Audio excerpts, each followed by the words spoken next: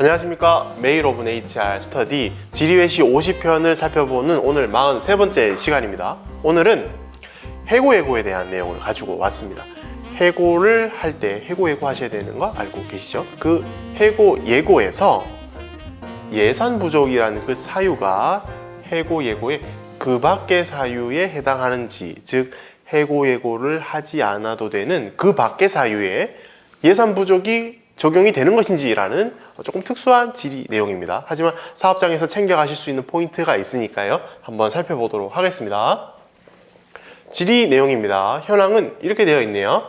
기간제 근로자를 1년 단위로 계약을 하는 조직입니다. 2010년도에 운영 예산이 부족하다는 이유로 원래 1년 단위로 기간제 근로자를 채용하던 조직에서 6개월만 일단 계약을 하고 추가 예산을 확인한 다음 추가 계약을 하기로 일단 했습니다. 그러던 차에 예산이 부족해져 버렸네요. 그래서 7월부에 재계약을 못하고 6개월 계약 기간이 그냥 만료가 됐습니다. 이 상황. 그래서 해고예고를 안 했나 보네요. 계약이 만료돼서. 이 경우에 이러한 사유, 예산이 부족하다는 이 사유, 과연 해고예고를 하지 않아도 되는 사유인지 지리 내용 있습니다. 지리가 두 개인데요. 보시면 운영예산 부족 등등으로 재계약을 안 한다면 그 해고예고 부득이한 사유로 사업을 계속 불가능한 경우 여기에 해당이 될지 지리 1번. 지리 2번은요. 두 번째 지리는 계약이 종료되고 재계약을 해야 되는데 못했죠. 이 경우에 해고예고를 30일 전에 반드시 서면으로 해야 되는 것인지 두 가지 지리사항이 있습니다. 한번 살펴보겠습니다. 지리가 두 가지니까 회시도 나눠서 한번 살펴보겠습니다. 첫 번째 지리에 대한 회시입니다.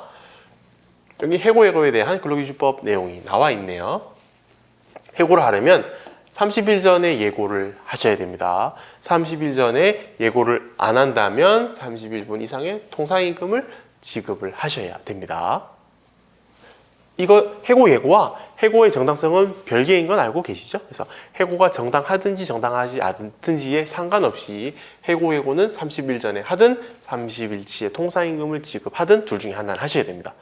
다만 이 부분에 대해서 지리회시가 들어왔습니다. 천재나 사변이나 그 밖에 부득이한 사유로 사업을 계속할 수 없다면 안 해도 된다.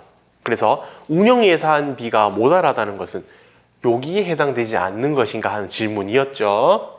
회시의 내용을 보면 이 그 밖에 부득이한 사유라는 것은 천재나 사변에 준하는 돌발적이고 급작스럽고 불가항력적인 경우여야 되는 것이지, 사용자가 사전에 알 수 있었던 사안, 대비할 수 있었던 사안, 혹은 단순히 불황이나 경영난 등은 포함되지 않는다라고 회시가 나왔습니다. 즉 여기에 해당되지 않기 때문에 그 밖에 부득이한 사유로 보기 어렵다. 이렇게 첫 번째 지리에 대한 회시가 나왔습니다.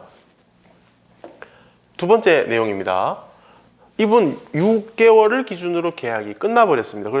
그러면 30일 전에 서면으로 해고예고를 했어야 되는 것인가요? 라는 질문이셨죠.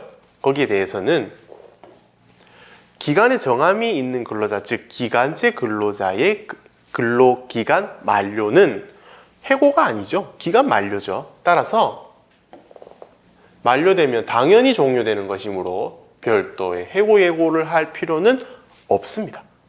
따라서 사전에 서면으로 해고예고 할 필요 당연히 없겠습니다.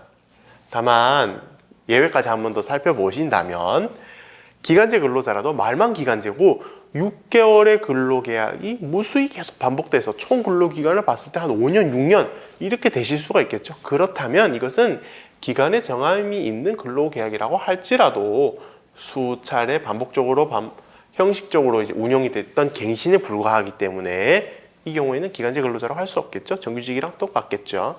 해고예고도 해고의 정당성도 두 가지 다 필요했겠습니다. 오늘은 예산 부족이 해고예고의 예외 사유, 그 밖의 사유에 해당이 되는 것인지 조금 특수한 부분 지리회시 내용을 한번 살펴봤고, 근로계약이 만료되면 해고예고가 필요 없다. 이 부분까지 한번 실무 포인트에서 챙겨봤으니까요. 현장에서 혹시 이러한 경우가 있으시다면 이 내용을 기준으로 운영을 하셨으면 좋겠습니다. 감사합니다.